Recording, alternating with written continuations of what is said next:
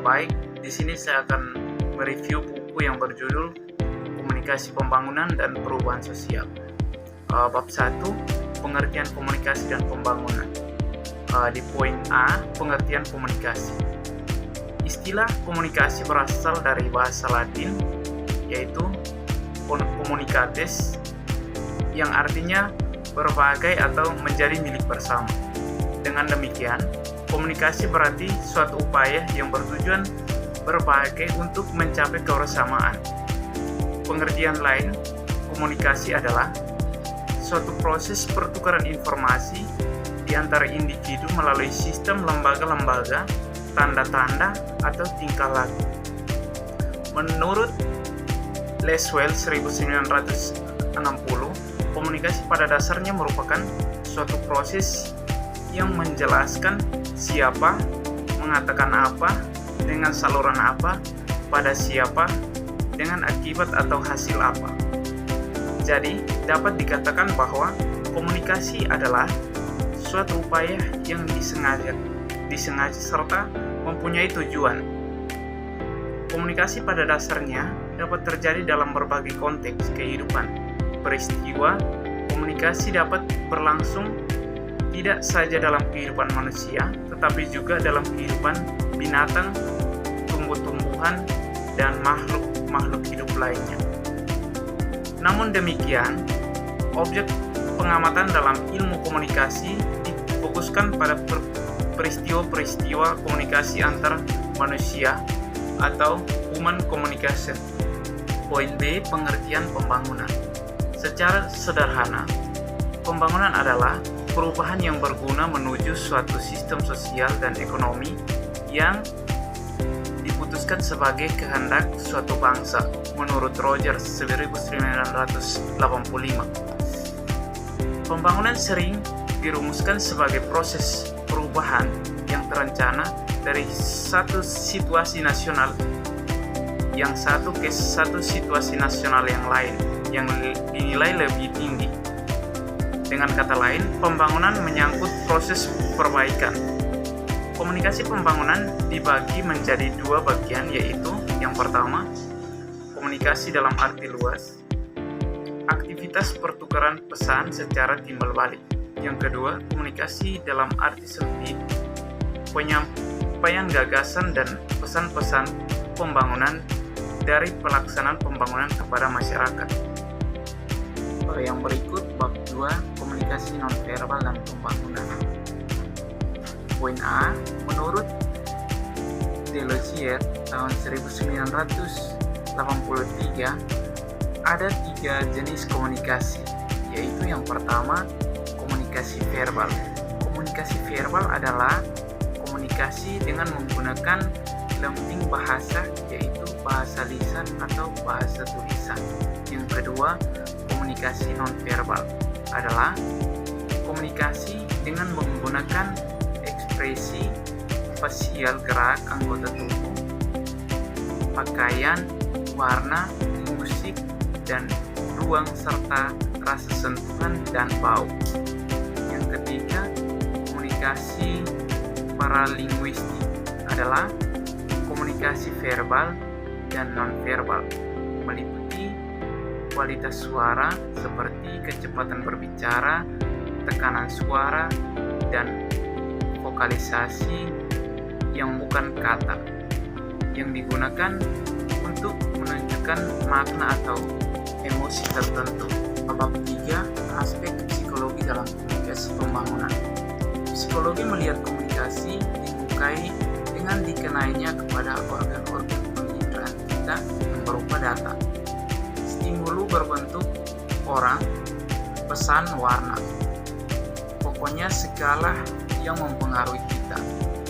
Ada 4 ciri pendekatan psikologi pada komunikasi menurut Visser. Yang pertama, penerimaan stimulus secara indrawi.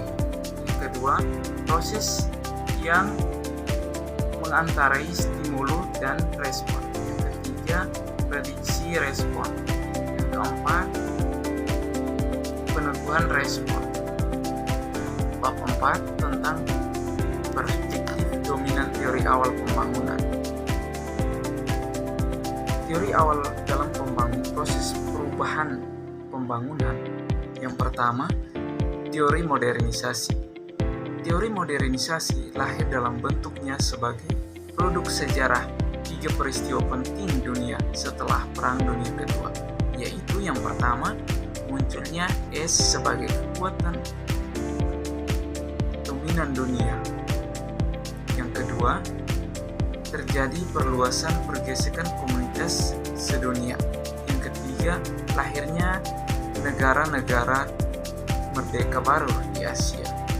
Yang kedua, teori sosiologi pembangunan. Di dalam teori evolusi sosial ini, pengembangan masyarakat mengikuti suatu alur secara sepihak dan langkah-langkah pertumbuhan universal yang utama. Yang ketiga, tradisi versus modernisasi. Model yang lebih awal didasarkan suatu konsep tradisi versus modernisasi dalam Melkote 1991 halaman 39. Teori ini sangat utama, berkutub dua, di mana langkah-langkah universal di dalam teori evolusi sosial yang lebih awal dikurangi menjadi tipe ideal titik akhir. Yang keempat, teori fungsionalisme. Pemikiran Talcott Person, baginya masyarakat manusia tak ubahnya seperti orang tubuh manusia, dan oleh karena itu masyarakat manusia juga dapat dipelajari seperti mempelajari tubuh manusia. Teori atribut psikologi individu. Bab 5, komunikasi dan perspektif dominan, pendekatan dan efek komunikasi. Yang pertama, ada 3 efek komunikasi massa, yaitu yang pertama, kognitif, meliputi peningkatan kesadaran, belajar, dan tambahan pengetahuan. Yang kedua, efektif, berhubung dengan emosi, perasaan, dan sikap. Yang ketiga, konatif, berhubung dengan perilaku dan niat untuk melakukan sesuatu menurut cara tertentu. Bagian 2, konsep masyarakat massa. Model penunjuk efek kuasa dari media massa. Yang pertama, A, media massa, meliputi radio, televisi, film, surat kabar, dan majalah. B, efek, meliputi berkuasa langsung dan ada efek penyeragaman. C, audiens, meliputi pasif, tidak berdaya, dan massa. Ketiga, pendekatan difusi inovasi. Suatu inovasi ialah ide, cara mengerjakan sesuatu, atau benda-benda nyata yang dianggap baru oleh calon pengadopsi.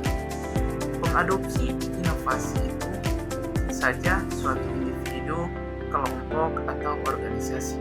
Yang keempat, peran media massa dalam pembangunan. Media massa merupakan alat untuk mentransfer gagasan-gagasan dan model-model baru dari negara-negara berkembang ke negara-negara dunia ketiga. Bab 6 tentang kritik terhadap perspektif dominan. Kritik terhadap perspektif dominan. Kritik ini muncul karena lama mengisyaratkan bahwa kemiskinan adalah keterbelakangan. Dengan demikian, dengan cara yang jelas bagi negara-negara yang kurang maju untuk mencapai kemajuan adalah dengan menjadikan dirinya seperti negara-negara maju. Yang kedua, hambatan sosio-kultural. Konsepsi mengenai sosio-kultural sebagai mediator dalam komunikasi dan perubahan baru dikaji ulang, karena yang menjadi hambatan utama dalam pembangunan bukanlah faktor psikologi atau informasi, namun sebagai strukturnya yang ada pada masyarakat. Yang ketiga, kritik terhadap media massa. Seperti yang digambarkan oleh Leary, bahwa pada praktiknya isi dari media massa kurang relevan dengan kebutuhan pembangunan yang ada, karena umumnya tayangan ataupun terbitan yang beredar masih lebih didominasi oleh tema hiburan maupun olahraga. Yang keempat, hipotesis kesenjangan dalam pengetahuan. Media massa dalam sistem sosial cenderung lebih cepat didapat oleh segmen populasi dengan tingkat sosioekonomi lebih tinggi daripada segmen dengan sosioekonomi yang lebih rendah. Yang kelima, kritik terhadap difusi inovasi. Kritik terhadap difusi inovasi dikategorikan menjadi 3 bagian. Yang pertama, bisa secara teoritis dalam penelitian difusi inovasi. Yang kedua, bisa dalam konseptual dan metodologis. Yang ketiga, batasan sosio-struktural pada difusi inovasi. Bab yang ketujuh tentang ruang lingkup tujuan, prinsip, strategi, dan fungsi komunikasi pembangunan. 1. Ruang lingkup komunikasi pembangunan. Yang pertama, komunikasi sosial adalah suatu kegiatan komunikasi yang lebih diarahkan kepada pencapaian suatu situasi integrasi sosial. Yang kedua, komunikasi pembangunan merupakan disiplin ilmu dan praktikum komunikasi dalam konteks negara-negara yang sedang berkembang, terutama kegiatan komunikasi untuk perubahan sosial yang terencana. Yang kedua, komunikasi pembangunan dalam arti sempit merupakan segala upaya dan cara serta teknik penyampaian gagasan dan keterampilan pembangunan yang berasal dari pihak yang memprakarsai pembangunan dan ditujukan kepada masyarakat luas. Dalam arti luas, komunikasi pembangunan meliputi peran dan fungsi komunikasi sebagai aktivitas pertukaran pesan secara timbal balik antara semua pihak yang terlibat dalam usaha pembangunan. Yang kedua, tujuan komunikasi pembangunan. Tujuan komunikasi pembangunan ialah untuk memajukan pembangunan dan pencapaian pembangunan yang berkelanjutan. Yang ketiga, prinsip komunikasi pembangunan. Menurut Rogers dan Adikarya 1978 mencakup prinsip-prinsip sebagai berikut. Yang pertama, penggunaan pesan yang dirancang khusus. Yang kedua, pendekatan chilling effect. Yang ketiga, penggunaan pendekatan narrowcasting. Yang keempat, pemanfaatan saluran tradisional.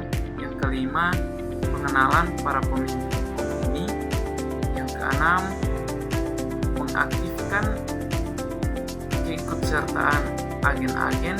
Yang ketujuh, dikembangkan dan dibina bagi keikutsertaan khalayak. Yang keempat, strategi komunikasi pembangunan.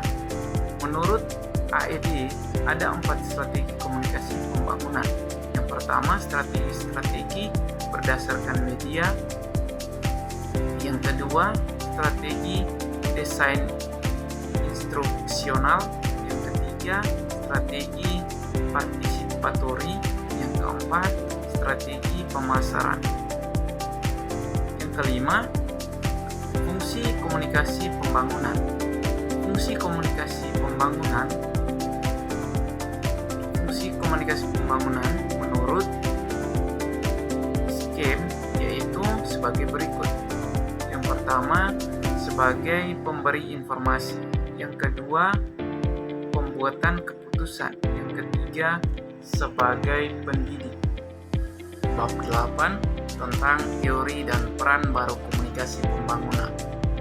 1. Sebuah kerjasama raksasa pembuat kebijakan dan pembuat teori. Untuk mengetahui lebih dalam, maka dimunculkan pertanyaan, bagaimanakah proses pembangunan dapat memunculkan pelecehan dan penderitaan pada masyarakat, terutama di negara dunia ketiga.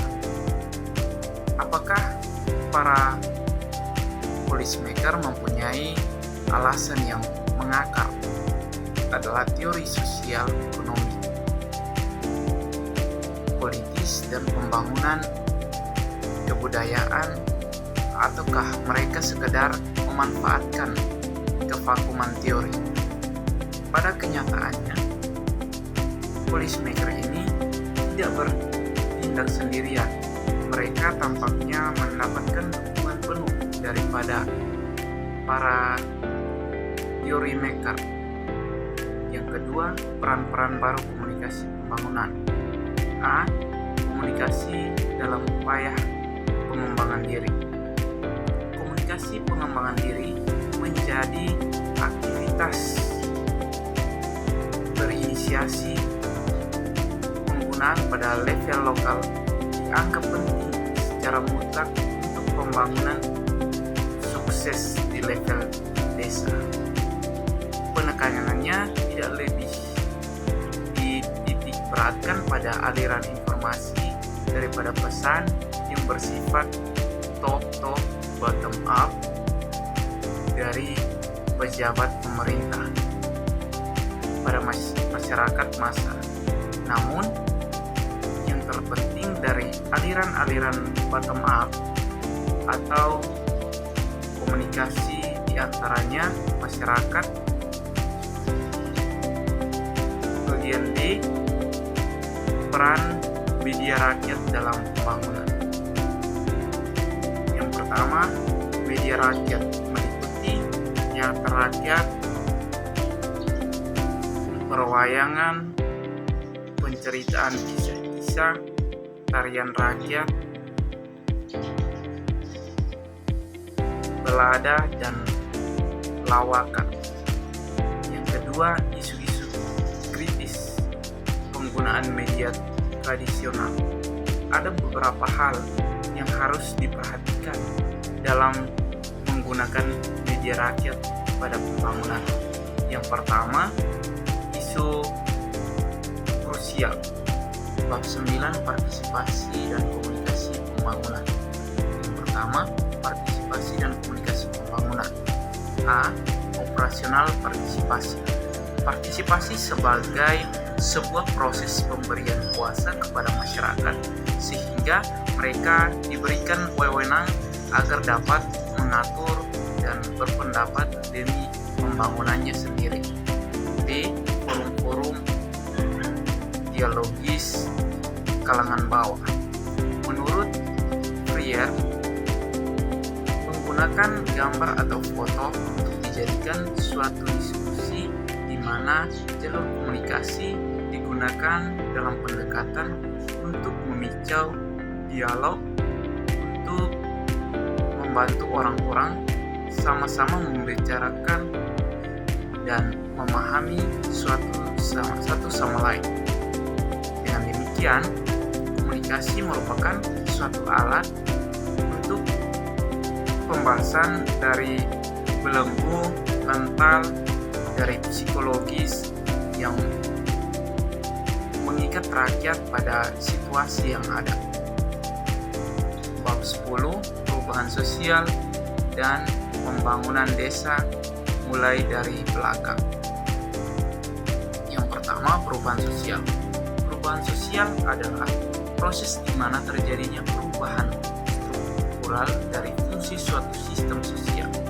Contohnya seperti revolusi nasional, pembentukan suatu lembaga pembangunan desa, pengadopsian metode keluarga berencana oleh suatu keluarga. Yang kedua, pembangunan desa mulai dari belakang. Kemiskinan desa yang lepas dari pengamatan ada 6 prasangka, yaitu yang pertama prasangka keuangan, yang kedua prasangka proyek, yang ketiga prasangka kelompok sasaran, yang keempat prasangka musim kemarau, yang kelima prasangka diplomatis, yang keenam prasangka profesional.